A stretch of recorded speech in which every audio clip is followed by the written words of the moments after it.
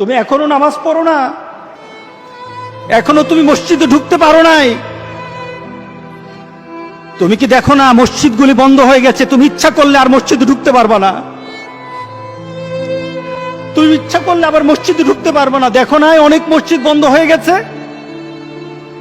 মসজিদে তুমি যদি ঢুকতে না পারো, তুমি কি দেখো না আজকে যারা মারা যায় তাদের মৃত্যুর পর তাদের কাছে কেউ যায় না। তাদের মৃত্যুর পর তাদের কোনো সিস্টেম ওয়েতে তাকে দাফন করা হয় না, তাকে উচ্ছিষ্ট একটা জিনিসের মতো মাটির সাথে দাফন করে দেওয়া হয়। এ মানুষগুলি কাছে যায় না, টেনে টেনে দড়ি ধরে টেনে দিয়ে তাকে গর্তের মধ্যে ফেলে দেয়, তার কাছে যায় না। তুমি কি দেখো না? তুমি কি দেখো না আমার মাবুদ আমাদের প্রতি রাগ করে আছে? আমাদের মাবুদ আমাদের প্রতি রাগ করে আছে। আমাদের মাবুদকে আমাদেরকে সন্তুষ্ট করতে হবে, সন্তুষ্ট করতে হবে। যিনি গজব দিয়েছেন উনি আমাদেরকে বাঁচাবেন।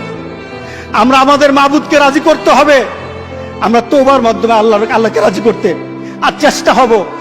গোটা পৃথিবীর মুসলমান, আর সময় নাই, আর সময় নাই।